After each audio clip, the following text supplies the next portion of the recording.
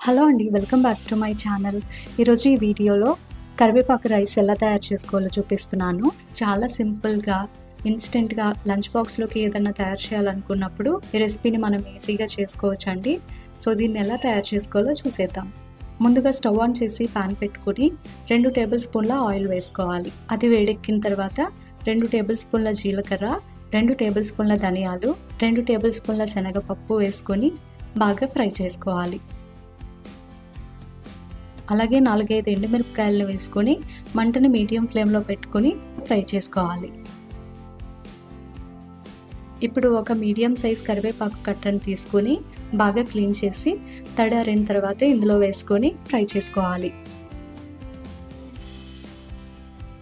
ఇలా క్రిస్పీగా అయ్యేంత వరకు వేయించుకోవాలి.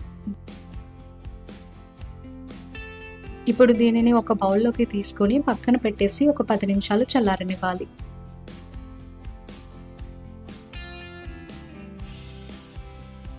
ఇది బాగా చల్లారిన తర్వాత ఒక మిక్సీ జార్లో వేసుకొని కొద్దిగా చింతపండుని అంటే ఆమ్లా సైజ్ అంతా ఉండే చింతపండును వేసుకొని మూత పెట్టేసి గ్రైండ్ చేసుకోవాలి. ఇలా బరకగా అయినా గ్రైండ్ చేసుకోవచ్చు లేదా సాఫ్ట్గా అయినా చేసుకోవచ్చు.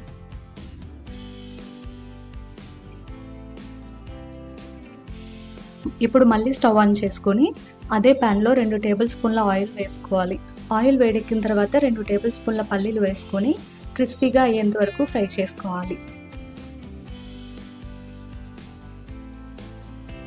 ఇప్పుడు ఇందులో 1 టేబుల్ స్పూన్ శనగపప్పు, 1/2 టేబుల్ స్పూన్ ఆవాలు, 1/2 టేబుల్ స్పూన్ జీలకర్ర వేసుకొని ఫ్రై చేసుకోవాలి. ఒక రెబ్బ కరివేపాకును కూడా వేసుకొని ఫ్రై చేసుకోవాలి.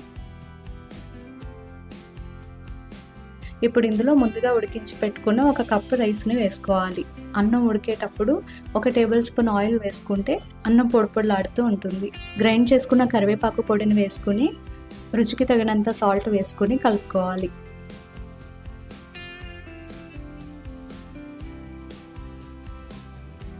అంతేనండి, ఎంతో సింపుల్గా ఉండే కరివేపాకు రైస్ తయారైపోయింది. ఈ రెసిపీని మీరు కూడా తప్పకుండా ట్రై చేయండి. అలాగే ఈ వీడియో మీకు నచ్చితే ఈ ఛానల్ని సబ్స్క్రైబ్ చేసుకోండి.